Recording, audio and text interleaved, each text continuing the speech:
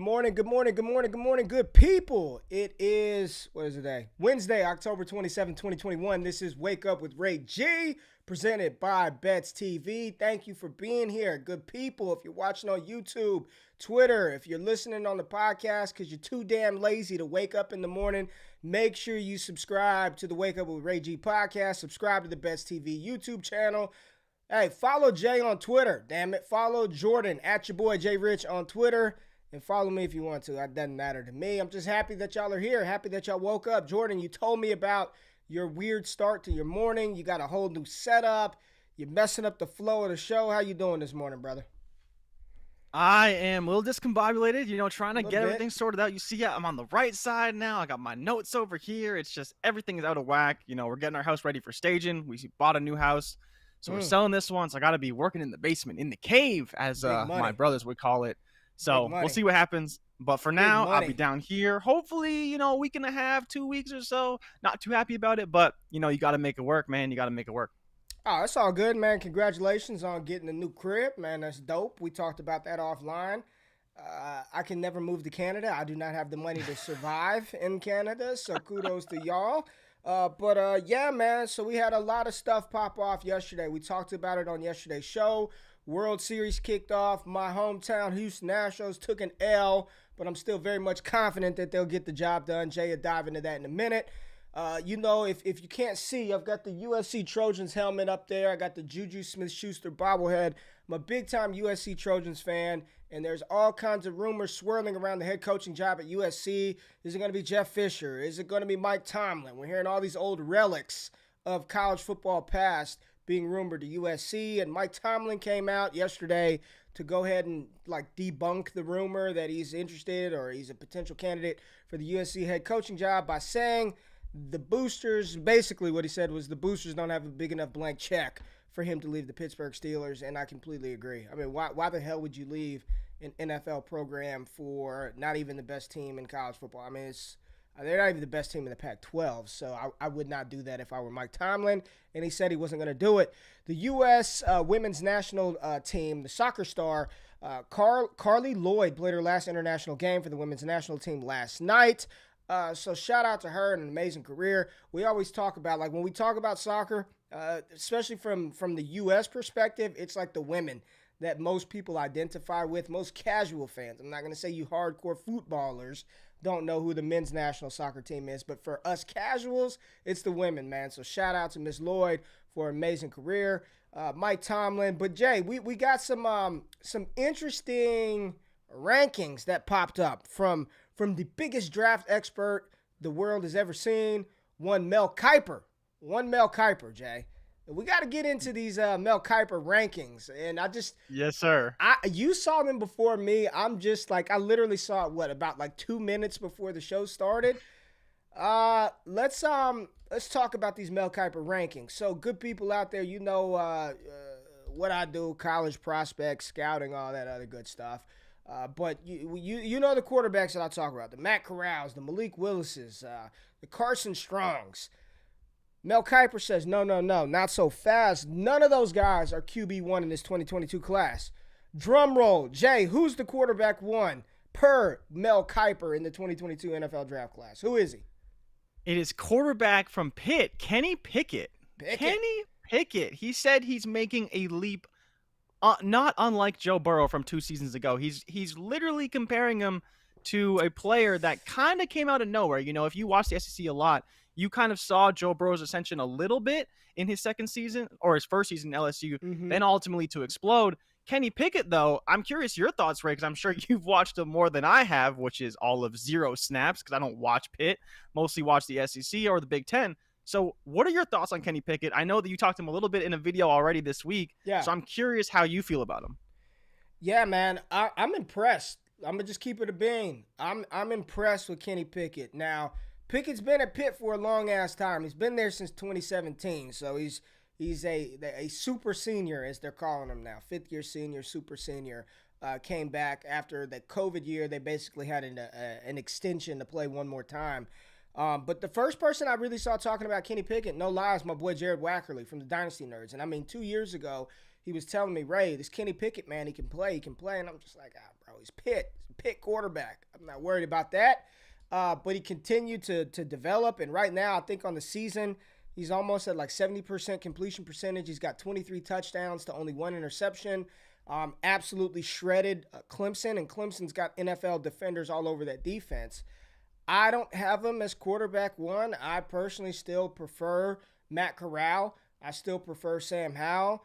And I still believe I prefer Malik Willis, although I'm not as bullish on Malik Willis as others. I still think he's super talented, tier 1 quarterback prospect in the class for me. But Kenny Pickett is right below those guys. I do think that he is one of those players that can push for that top spot. And clearly Mel Kiper, listen, say what you want about Mel and his draft predictions. We all are terrible at predicting draft capital except me. At least I'm pretty good at it, right? But I'm not going to have Kenny Pickett at number 1. Now, at 2, Kiper does have Matt Corral. Desmond Ridder, 3. Big-time disagreement there. Desmond Ridder, I don't think he's going to go in the first round. And if he does, he's a player that I'm staying far away from. Reminds me of E.J. Manuel. I don't want Desmond Ridder. I'm not a fan. He's got Malik Willis at 4, Sam Howell at 5, but he's got my guy Carson Strong down at 7, but behind Phil Jerkovich, or however you pronounce his name, but he's got Carson Strong down there at 7, and then he's got Jaden Daniels, the quarterback out of Arizona State, who I don't think is going to declare for the 2022 NFL Draft, down at number 10, and there is a glaring omission. His quarterback 1, everybody's quarterback 1 is no longer there, Jay. Who is it? Spencer Rattler omitted. He literally says in his notes, you'll notice Spencer Rattler's removed from the list. It's tough to keep him in the top 10 when he's not playing. It's likely he's going to transfer and play elsewhere in 2022 and enter the 23 draft, which we actually talked about, I think, weeks ago when Caleb Williams just kind of was starting to get his feet wet at Oklahoma. We hoped that Spencer Rattler would get benched, and now look what happened. He's benched, and he's going to have to transfer. There's no way QB1 is coming out in this draft when he's not even a top 10 quarterback right now. But we'll see. Who knows? Maybe he's got that confidence and the coaches staff believe in him. Maybe his agents start to give him some good insight to the draft. I don't know. But right now, he's going to have to transfer. And I still think that Ole Miss is a great location for him to go to. Ugh. Woof. Ugh. I don't even want to see it. Apparently, Lane Kiffin is lobbying for the USC job. So that may not be as desirable. Legitimately, not even kidding. Matt Bruning, how about that Desmond Ridder love from Mel Kiper? Smart.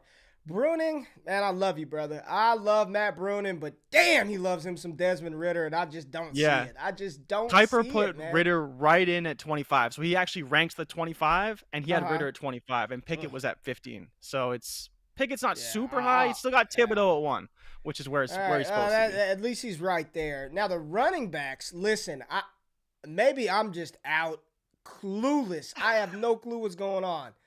But Devontae Price from Florida International and Pierre Strong from South Dakota State are top 5 running backs from Mel Kiper. Kenneth Walker, not top 5. Brian Robinson, not top 5. Zach Charbonnet, barely inside the top 10. If we're looking at a class where you're going to have to draft Pierre Strong or Devontae Price, it's probably not very good, man. He's got Breece Hall and Isaiah Spiller at the top. He's got Kenneth Walker at 6, Zach Charbonnet at 9. I'm not even joking, and I'm not afraid to admit it. I know nothing about Pierre Strong. Nothing. I got to go do my I know nothing about the South Dakota State running back. Maybe I'm just not tapped in enough. Maybe old GQ is turning mainstream, and I only pay attention to the Power 5 and G5 schools. I'm not diving as deep as I once did. I need to get back to my roots. I have no damn clue who that is in their top 5 backs in the class. Do you have any insight on Mr. Strong or Mr. Price? No, I was like you, very, very confused to see these guys. But Pierre Strong, 7.6 yards per attempt, 800 rushing yards, 10 touchdowns this season. Seems fine, nothing crazy. Seems normal. Coming off back-to-back 1,000-yard seasons, I mean, he's pretty good. He's caught 15 passes this year so far for 119 yards. Doesn't seem to be anything special. You talk about running backs needing to do all this to win the Heisman. Just to kind of earn our respect from South Dakota State, you got to be balling. Like, you can't just be having, regular seasons or even good seasons. Like, you got to be Kenneth Walker out there. And Kenneth Walker's doing that at Michigan State in the Big Ten. So, I don't know, man. Oh, It God. looks. Okay, hold on. Stop Hold the the hell. presses. What are we doing? Devontae Price, all right? He's 6'2", 215. I like it. Do you want to guess what his season stats are? Don't look. Do you want to guess what this Devontae Price's season stats are? They've got to be bad. I'm going to go with 600 yards and 5 touchdowns. 600 yards and 5 touchdowns? Hold on.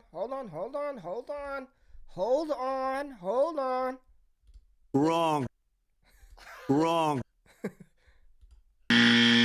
Mr. Price on the season has 586 yards. I was so close. At Florida International. He is a fifth-year senior. This is, come on, Kiper. That's bad. Bro, that's bad. Fifth-year seniors. Just listen to that's this. some kind of respect. And this is no shade to Mr. Price. Maybe he's a fantastic player. Last year, 85 carries, 581 yards, 4 touchdowns. 5 catches, 14 yards. The year before that, 50 carries, 249 yards, 0 touchdowns, 10 receptions, 49 yards. The year before that, because he is a fifth-year senior, 94 carries, 578 yards, 5 touchdowns. In his freshman season, 15 carries, 131 yards, 0 touchdowns. So he's having a career year, 587 yards and 7 touchdowns, and he is Mel Kiper's number 3 running back overall in the 2022 class. What? Listen. That's insane.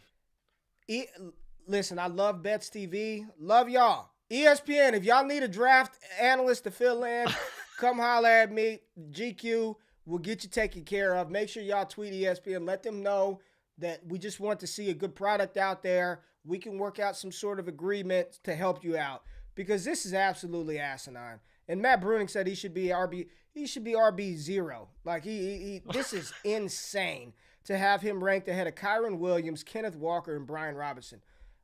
It's madness. It's madness. Well, you think about it, like Muhammad Ibrahim at 8 with an Achilles injury, I would still take him over that guy because of what he's done, what we've seen him do. It's just crazy. Bro, give me the best fullback in the country. I mean, go to Wisconsin, give me a big white Jeremiah fullback, Hall out of Oklahoma. and I'm taking him. No, I need a white fullback, man. They bang. I need somebody that's gonna pave the way.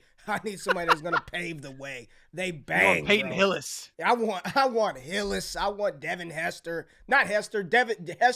Jacob Hester from LSU. I'm dating myself. Jacob Hester. I need a banger. I need a physical player. Hard with the cut on the nose and the blood coming down. I need one of those guys.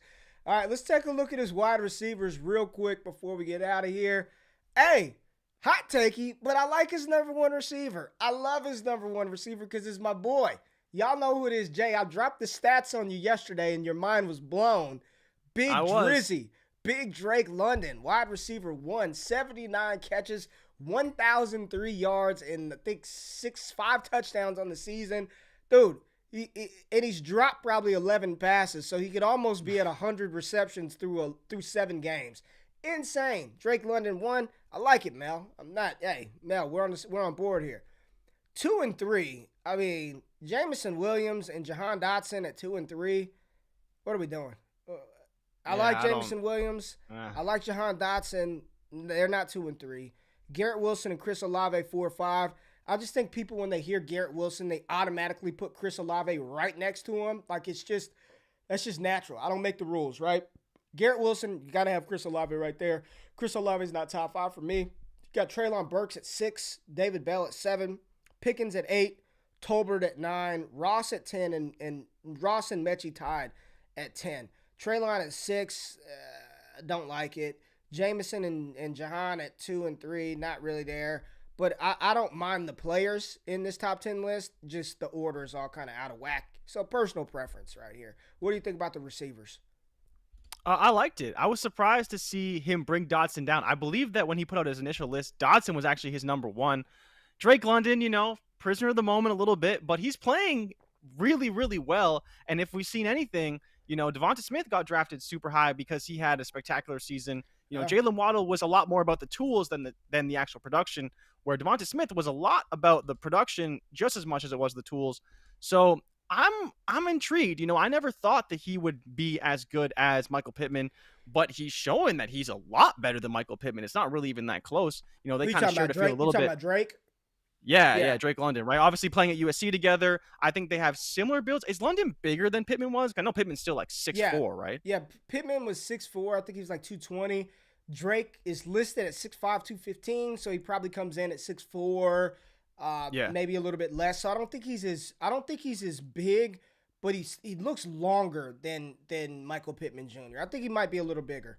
Yeah. Maybe. Yeah, and like we've talked about, and for people who don't know, this is a guy who played on USC's basketball team in the Final Four, everything. Like, so he was committed to ball. He was committed to football. He chose football. Well, no, he played 2 years basketball, and then eventually I tweeted a picture of his jumper. It looked kind of, and Drake wasn't out there averaging a lot of points, but that just shows the athleticism. But to your point, yes, going into last season, he said, "The hell with basketball. I'm going to focus and be a full-time receiver."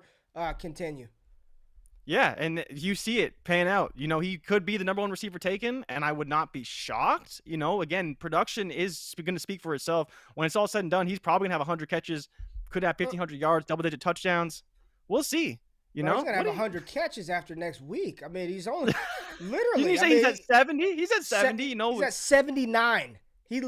I'm not even joking. He's going to get.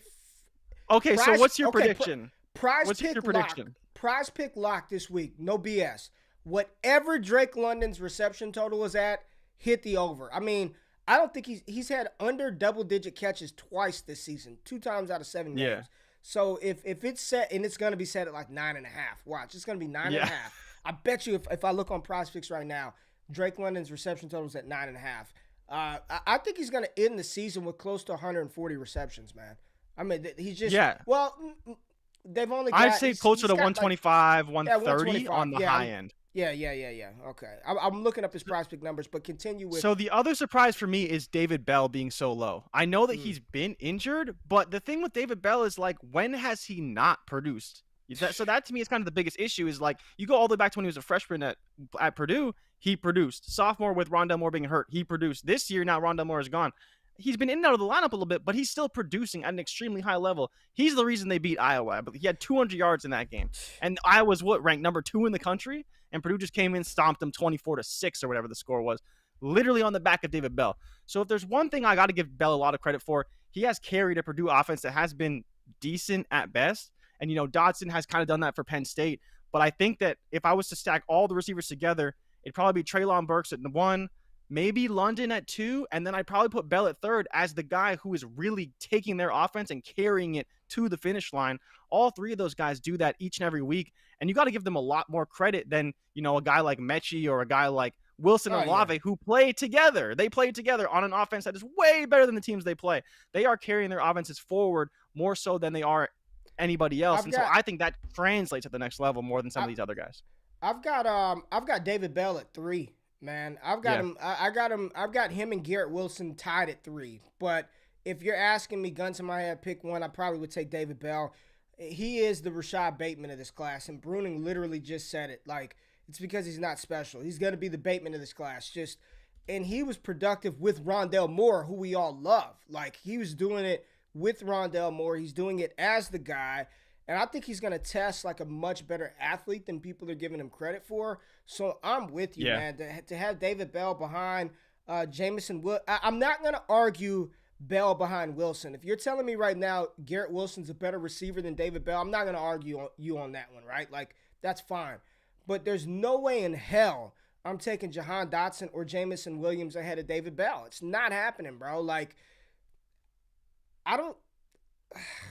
would I take Dotson over Olave? Would I take Williams over Olave?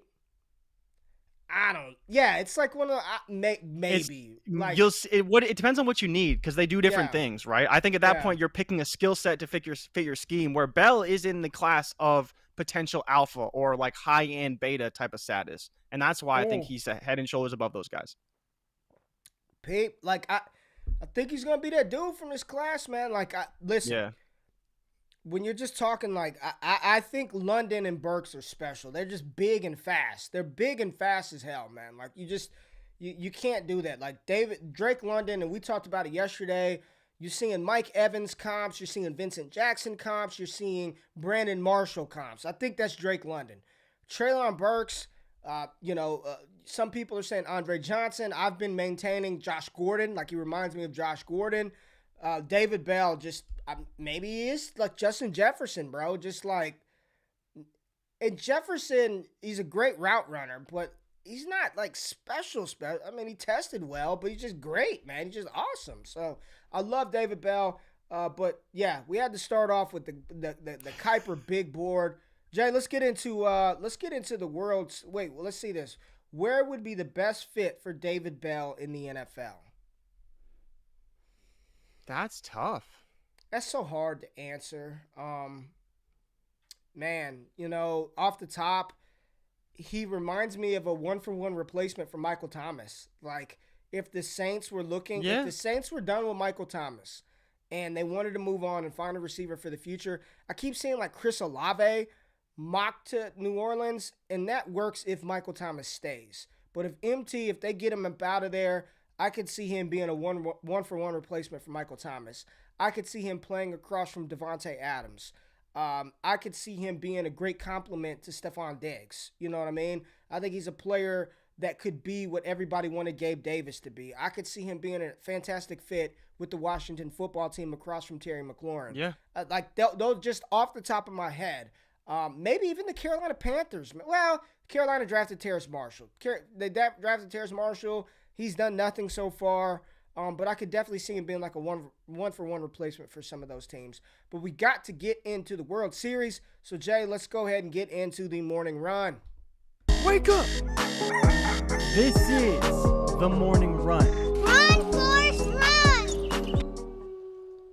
All right, 6-2. 6-2, the Braves have a 1-0 lead on the Houston Astros. Jay, you want to talk about the game last night? Yes. Oh, man. What a good game. I was really excited. The World Series is one of my favorite events all year. And the Braves won. My Braves over your Astros. They won 6-2. They got out to an early lead and never looked back. Jorge Soler. Hit a bomb to lead off the game. I think it was the third pitch of the game. He sent it into the Crawford boxes. It was great. I was excited. 1-0. And the game was over after that. They never relinquished the lead. They scored 5 runs in the first 3 innings. Adam Duvall added another home run in the third inning to make it 5-0. And on top of that, Framber Valdez was out of the game early, allowing 5 of the 6 runs in the first 3 innings. But Charlie Morton, the starter for the Atlanta Braves, fractured his fibula, I believe, if I'm reading the show notes correctly. I think it was his fibula. Yeah, it was his fibula. Yeah, so when he comes down, throws the pitch, extends his leg, it's his plant leg, right? Ow. Fractured the fibula. So he reached down, he felt it, reached down and was apparently was limping. Came off the field, then he gets x-rays. Next thing you know, fractured fibula, done. And we're talking about a guy who would have started probably game 4 in Atlanta and probably would have started game 7 if they needed that. So this is a big loss for the Braves. They have Max Fried, they have Ian Anderson, 2 great starting pitchers, but Morton was their guy. And on top of that, this is a revenge series for Morton, who used to be on the Houston Astros. So we'll kind of see what happens with that, but spectacular performances from 2 relievers, A.J. Minter and Luke Jackson. They pitched 4 1/3 to bridge the gap to the late inning relievers. A.J. Minter is a guy who was supposed to be a closer, didn't really work out. He's been struggling a lot, but for him to pitch, I believe, 2 2/3 out of the pen, that's crazy. But the problem is that now on the back end for their bullpen, they're going to be stress tested, and these guys are going to be more exhausted. I don't know what's going to happen. I think Houston has a shot now, at least in game 2, because so many guys played. They had to use 4 relievers, only getting 2 2/3 out of Charlie Morton. So we'll see. But the Braves, man, they played spectacular from start to finish. There's only one really bad play in center field with Adam Duvall. I thought Adam Duvall should have got yanked earlier for defensive purposes, bring in Christian Pache, but, it is what it is. But the biggest thing for the Braves is that they kept the big boys for Houston off the board. Jose Altuve over 5 with 3 strikeouts. Alex Bregman over 4 with 2 strikeouts. Carlos Correa over 3 with a strikeout, a walk, but did get a sac fly on a Yordan Alvarez triple that he hit to center field. But that was really the only shot they had. There wasn't much that Houston could do. And every time you thought Houston may crawl back, the Braves showed them why they're here. They're not just here to play in the World Series. They're here to win it all. But tonight, they square off again in Houston with Max Fried on the bump against Jose Urquidy. And I'm a little bit more worried because Max Fried is a lefty and Houston's got some powerful bats on the right-handed side. Every guy I mentioned pretty much is a right-handed bat outside of Yordan Alvarez.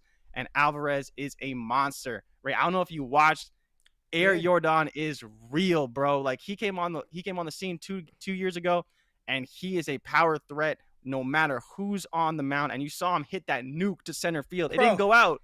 It didn't go out, but it was damn close. he hit that. Even my wife was watching some of the World Series, man. You know, we are bandwagon fair weather baseball fans, and when the hometown squad is balling, we got to check up. Dude, I got a lot of hometowns. I got a lot of. I was gonna say you got a lot of home teams. When you said my hometown Astros, I'm like, really? You got Vegas, you got Dallas, and you got Houston. I mean, to each their own, but you getting a lot. Houston, Atlanta, Vegas, man. It's Houston, Dallas, Vegas, Drake style. But no, I lived in Houston for 12 years. I went to undergrad law school there. We currently reside in Dallas, and I grew up in Las Vegas. So it makes sense, right? Like I'm not just my wife calls me a bandwagon hopper too, but I'm like, yo, chill out. But do my Astros look okay? It's interesting because Houston was down early, but it was still a good game. Like it was still a good game. Like you never thought Houston was out of it until the end. But what are your thoughts, man? Do you think this is a series? Do you think Atlanta? I mean, and how impressive Atlanta doing this without their young star, man, for them to perform this well on the road, in game one. They did what they needed to do, man. They stole one, right? Yeah, and the same thing happened in LA. They stole game 3 in LA against the Dodgers, and that was kind of what set the series up for them to win in game 6. I'm not worried about the Astros because they just have all these bats. Like, they're not going to stop hitting. We saw Boston get cold for a few games in the ALCS, but Houston's been hitting pretty well, and I fully expect them to come back. Like I mentioned, Fried on the bump today. You got Bregman, Altuve, Correa, and Yuli Gurriel, and I believe Kyle Tucker's a lefty. But those 3 big guys are all righty power, righties who can hit it out, and that's going to be a problem for Fried. He's going to have to keep them under control. But it was surprising because I know how great Houston is against lefty pitchers, but Atlanta was not scared. AJ Minter's a lefty. He pitched 2 2/3. Then you talk about Mrazek. He's another lefty. Will Smith, lefty. So they threw all these lefties out and still nothing they could do. The biggest thing is controlling, for me, is controlling Altuve and controlling Alvarez, because Alvarez is the one that really makes this team tick now. He's the big bopper who can hit it out. Of course, all these guys can hit it out, but to me, he's the X factor. He was the X factor in the ALCS, in my opinion. And I think as long as I can keep him under control, which they did last night, other than the one triple to center field, I think they're going to be okay. But I'm not worried about Houston overall. All right, Jay. Well, let's pivot to thank you for that. And game 2 is on Thursday, correct?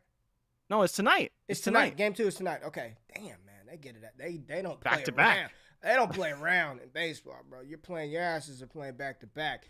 It's fun. This time of the year, we get basketball talk, man. The NBA is in full swing, and I love to see the transition on Twitter from like football talk to basketball talk. And the cool thing about basketball is anybody, like everybody listening to the show, we can all go hoop, right? You just need a basketball and a net. You can go to 24-hour fitness, go outside. Like everybody thinks they can hoop, right? You get out there, I do it. And Jay, I'm telling you right now, bro, when I go to, I'm full regalia. I got the arm sleeve, no BS.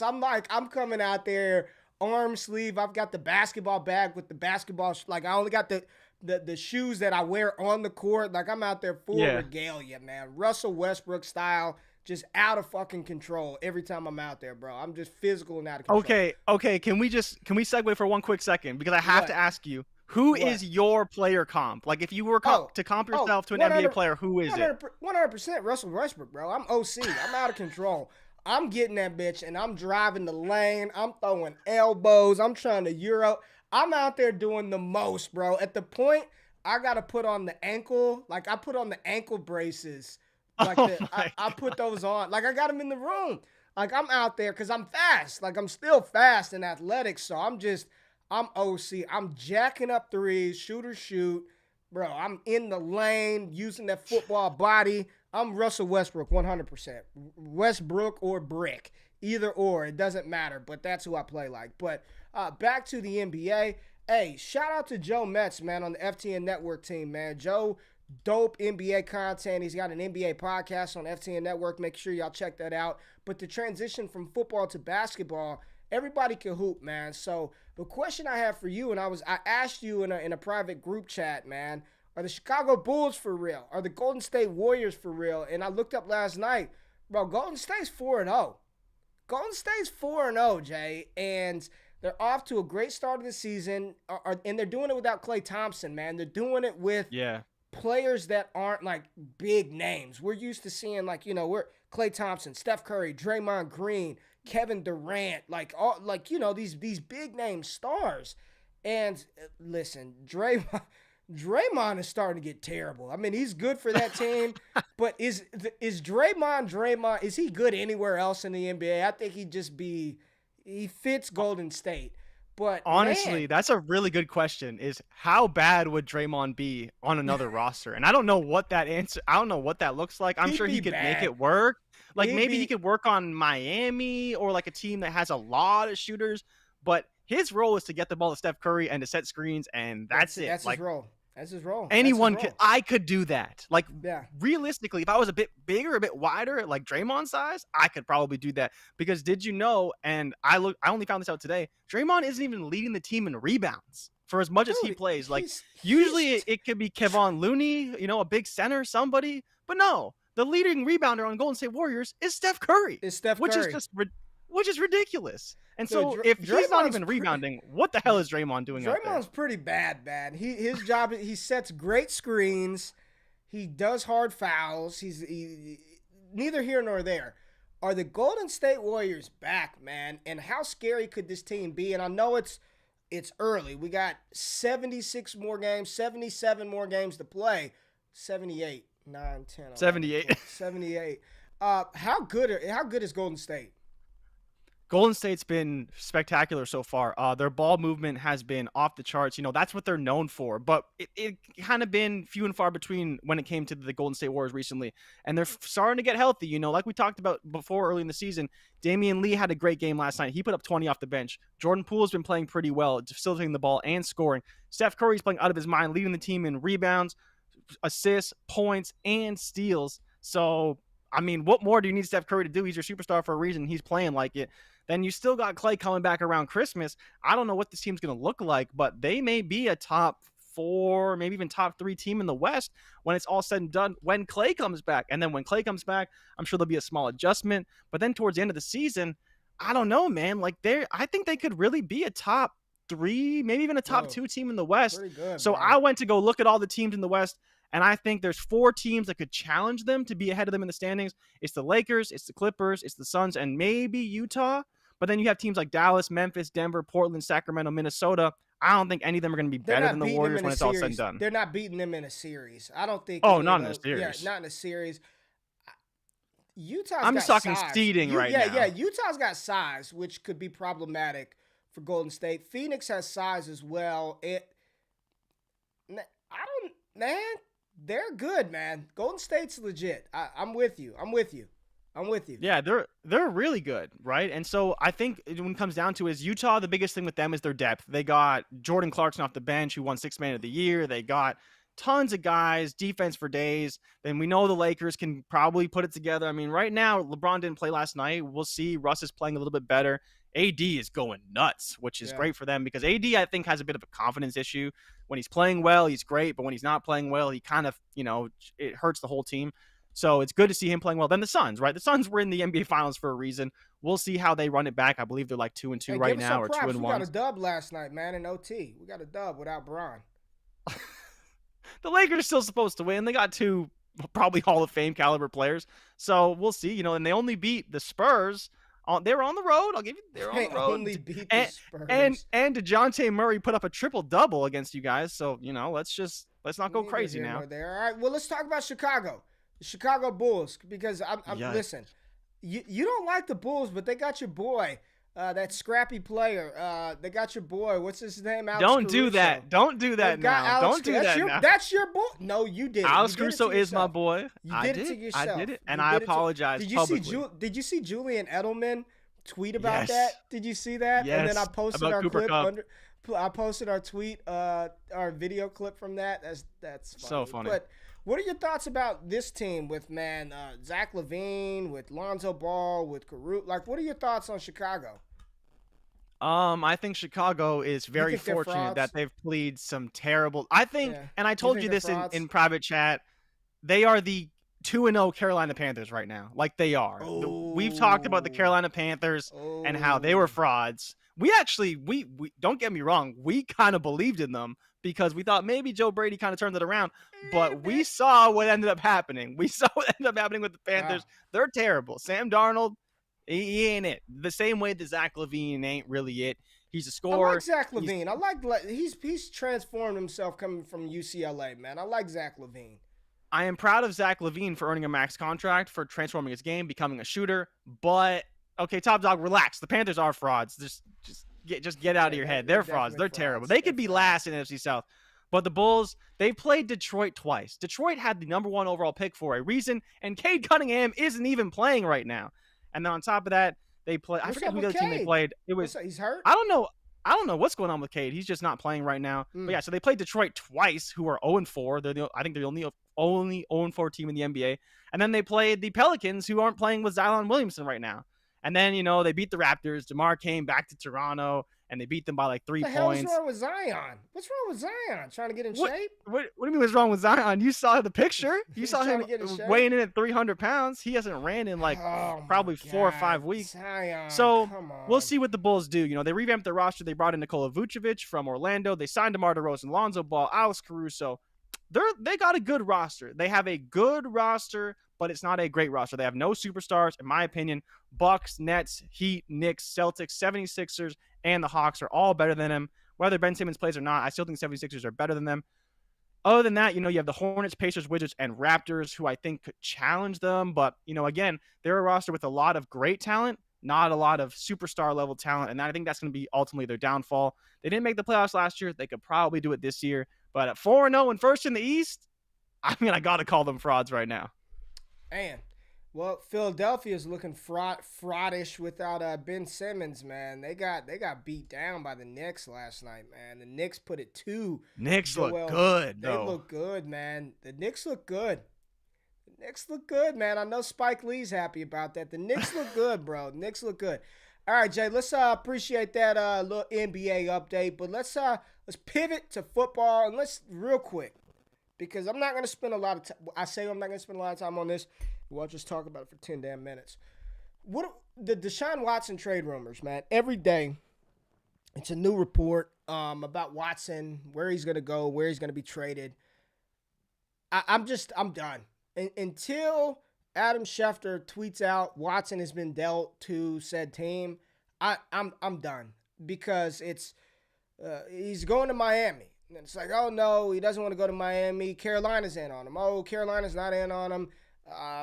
Denver, and then he rejected a trade to Philadelphia, and then he's got this no trade clause, so he's just waiting and picking, and Houston's ready to send him to Miami, but they're working on Miami wants to know how long he's going to be suspended. And I think I saw, it may have been Evan Silva tweeted out, somebody tweeted out, like, tell me you're not going to play the entire season without telling me you're not going to play for the entire season. Goodell comes out, we're not in getting in the middle of the investigation. We don't have enough information to put him on an exempt list. I don't know what's happening with Deshaun Watson. Your guess is as good as mine. I don't think he's going to play this season. I don't think he's going to play this season. I don't know what is going to happen with Deshaun Watson, man. It seems like Miami doesn't want Tua to be the quarterback, but yeah. I saw some stats that Tua's actually, over the past couple of weeks, has played damn good football, and that's been my whole point the entire time.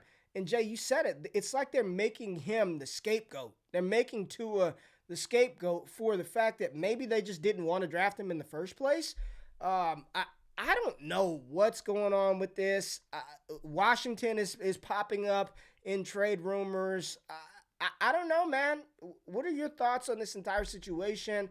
For me personally, I'm done, bro. Like, until he's traded, I don't want to hear. I won't retweet. I'm not going to discuss it. Like, I'm just done with it. The trade deadline is next week. What are your thoughts on this whole Deshaun Watson situation?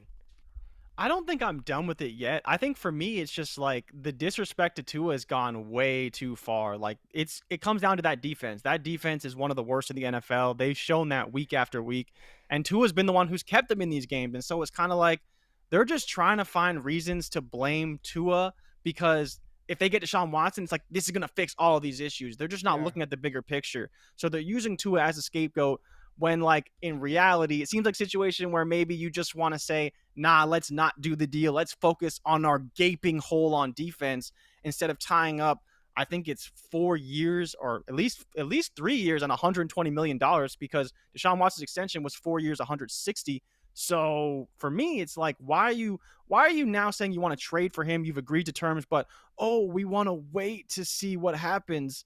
You know what's going to happen. He's probably going to spend it this year. He could be spending it next year. Who knows? But the fact of the matter is Deshaun Watson is in no position to be on the NFL field anytime soon. And they're just really making it about Tua right now.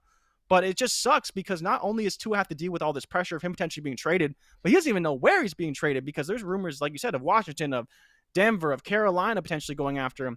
And I don't know what's going to happen, but ultimately, I think that the Dolphins have a lot larger problems than just Tua, and they need to address those 100%. before they get rid of him.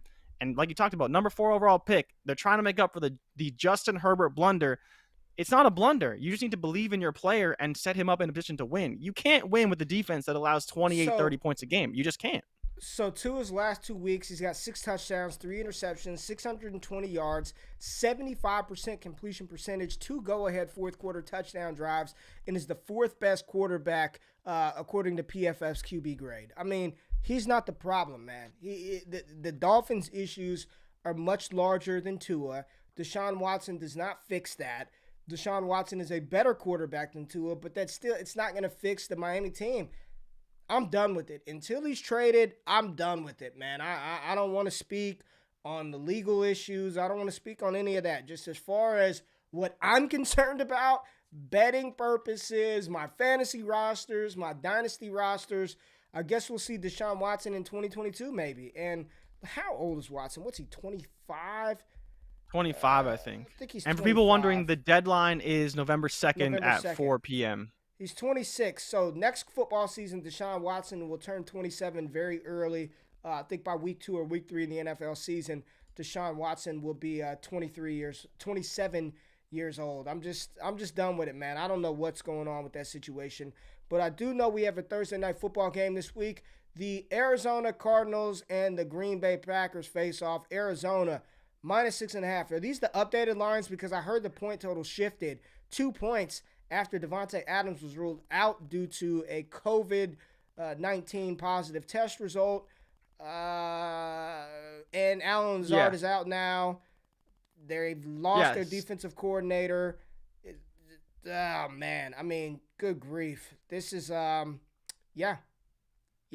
It's not looking good for the Packers, but yeah, like you said, the spread moved 2.5 to 3.5 points, depending on the book you're at. It was sitting at about -2.5 to -3.5. Now, like you mentioned, it's between -6 and -7. It's sitting right around -6.5. So a touchdown, and I'm kind of like, are the Green Bay Packers really good enough when Arizona's 7-0? They're playing so well. The defense, I just don't understand. I feel like bettors are giving the Packers a lot of respect when the team really isn't that good. They've been okay on defense, but I don't think Arizona's going to have any problems. Like, when I'm looking at this matchup, one of the things I want to consider is the under here. The under, for those of you listening, is 50.5, and I just don't know if they're going to hit that number. Both these teams are terrible against the run. They both allowed 800 yards in the 7 weeks. Arizona's second worst defense in terms of yards per carry at almost 5 yards a carry, and Green Bay is third worst at 4.84 yards per carry allowed.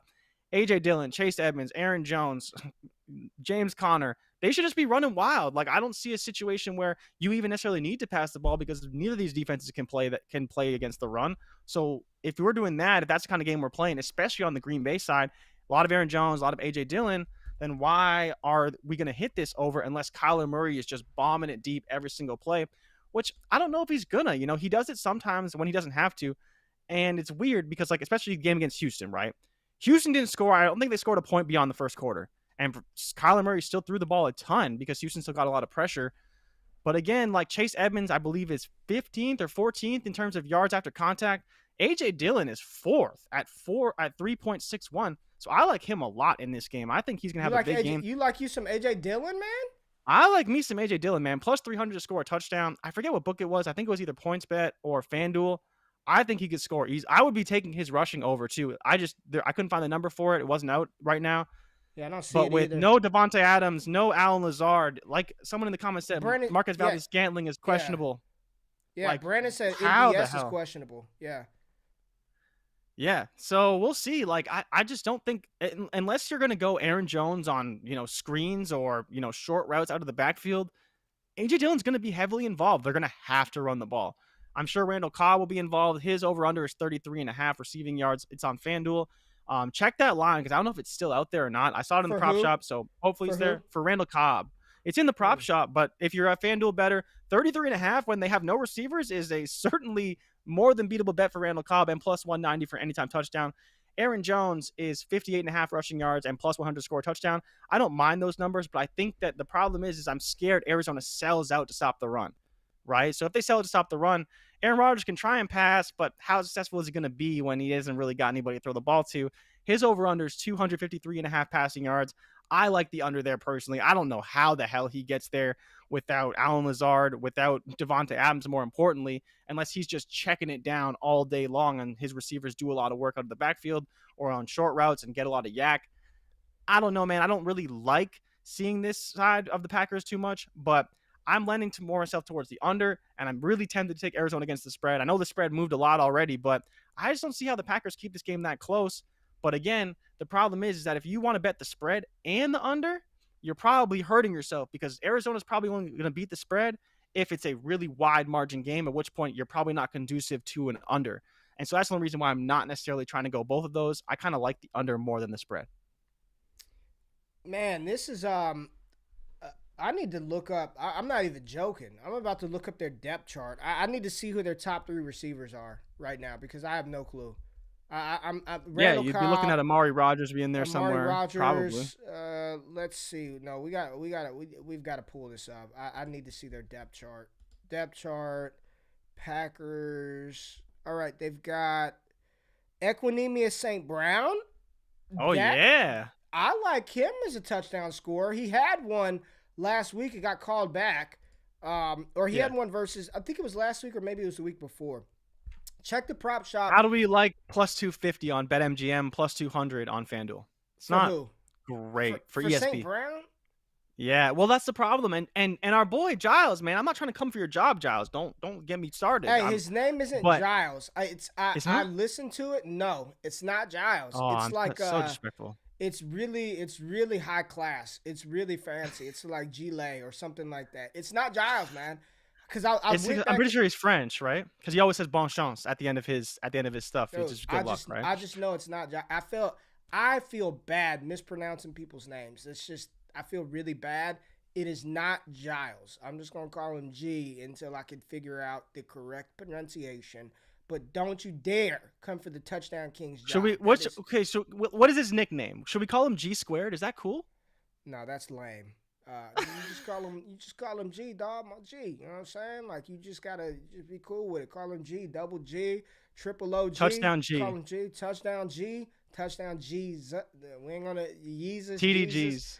TDGs, whatever he is, he had a damn weekend over this past Sunday. But don't come for his touchdown job. But no, I didn't like ESB at plus 200, man. I thought you'd get some better juice than that, man. That's not feeling that.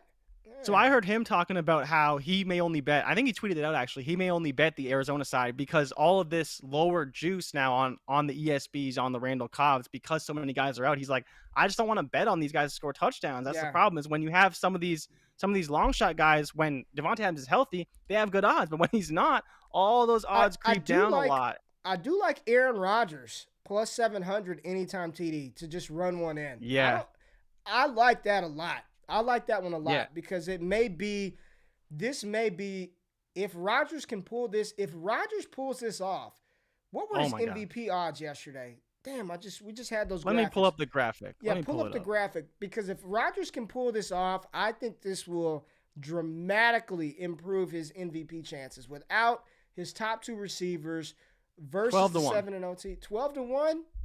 I could see that being like 8-1 if he can pull this off. You know what I mean? This could be, but the likelihood of that happening, I mean, he's gonna have to go Aaron Rodgers, man. He's gonna have to go former NFL MVP.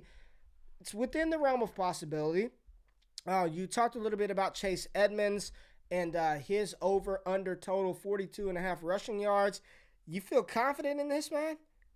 Yeah, man, the Packers are terrible against the run. The thing Okay. for me is that I just need Arizona to commit to it. When you have a great matchup like this, you don't need to throw the ball, but I don't really trust Cliff to do that, and that's the only reason why I don't love the under in this game, because I think they're still going to throw the ball a lot.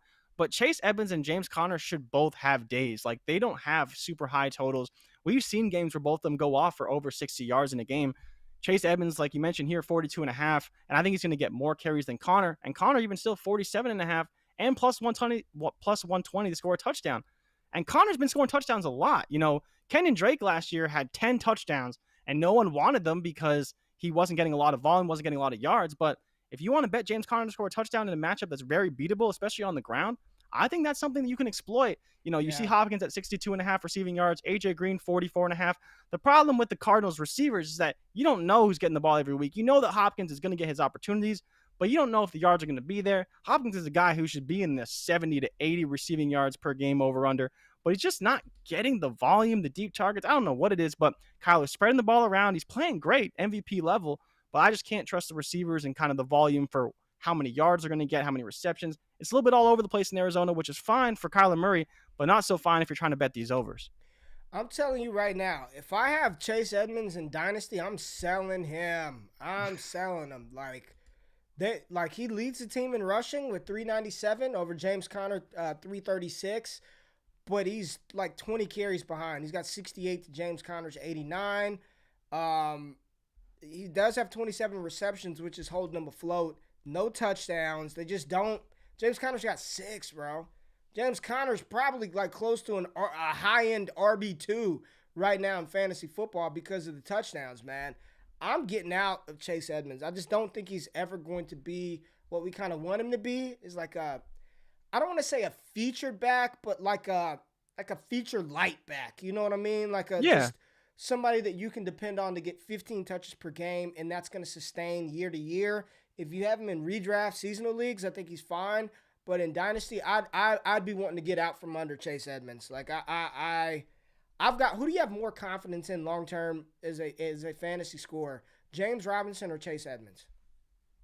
Wow, that's really tough. I honestly You think think I would so? say Chase Edmonds. I don't think it's tough at all. The answer is James Well, Robinson. because I don't think I can trust James Robinson. Like, I think you made a really good point. There's the running backs we expect to get 20 plus, and then we expect there's certain guys we want maybe 15 to 20, and Chase Edmonds should be there, but he's not. But then the thing with Robinson is, like, he's there now, but we don't know where he's going to be at next year with Travis Etienne, and that's kind of my problem. I think he's. I don't know where he's going to be at with Etienne. Dude, J-Rob, hold on. Let's look this up. NFL leading rushers. I think he's top. Is that Bro is Bro trying to get in? Is your brother trying to get in the shot, man? What's going on? He had to get something from up there on the shelf. Hey, tell him to put some work in, man. Tell him to make some of those graphics. So right now, James Robinson in the NFL is like 7th in the league in rushing.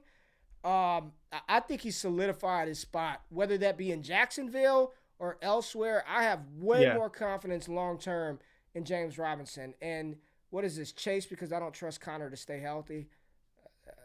What are you talking about, Brandon? We're talking about James Robinson, man. And then we see Stone said he traded Chase Edmonds for Michael Pittman. Love it. Michael Pittman Jr. Yeah, that's a good deal. Michael Pittman Jr. is legit, Jay. And when you told me he's 14th in the NFL in receiving, 14th, yeah. Just like, man, I mean, wheels up, T.Y. Hilton out. I'm trying to get from under Chase Edmonds. I want nothing to do with him long term in Dynasty. Arizona should win this matchup. Arizona should definitely win this matchup. I think, Jay, I love Rondale Moore, but I'm going to stay away from Rondale Moore for a little bit.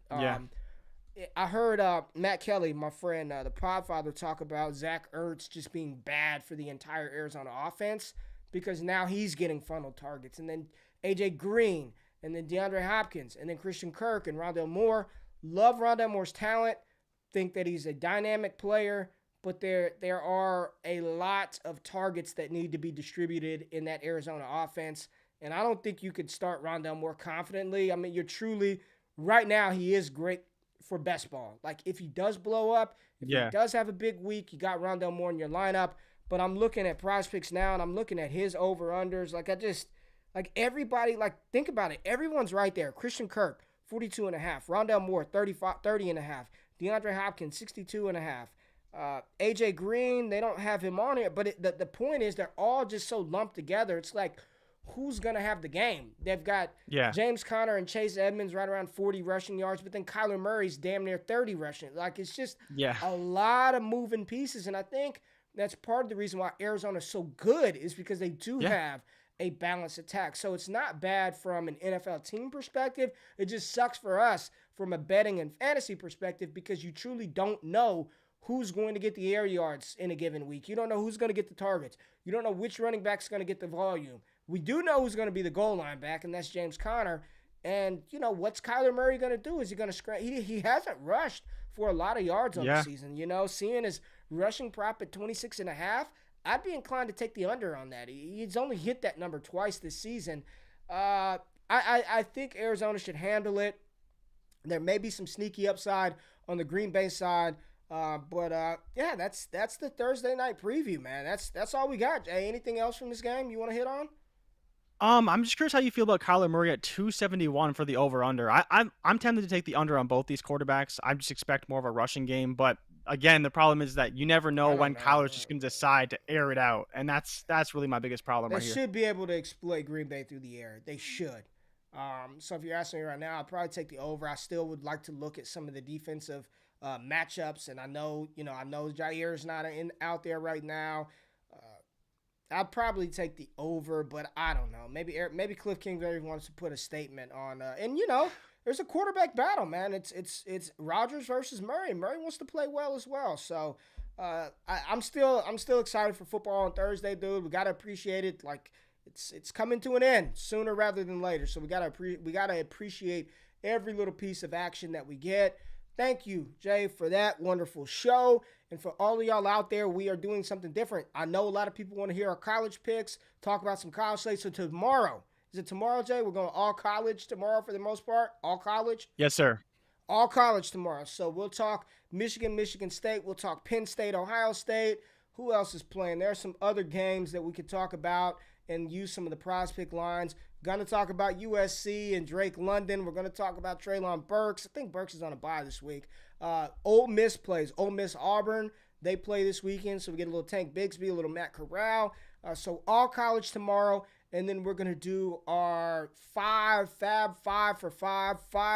games from the NFL slate on Friday, and then our 5 favorite prop players that we didn't preview in those NFL games for Friday as well. We appreciate y'all tapping in, coming by, waking up with us every single day. Once again, subscribe to the YouTube channel, subscribe to the podcast, tap into all the dope resources that we have to offer over here at Bets TV and FTN Network, FTN Fantasy, to help you be a better fantasy player, win some money, win some cash, and then come hang out with us every morning to be entertained. We appreciate y'all being here. We love y'all. Have a great day. We out of this thing. Peace.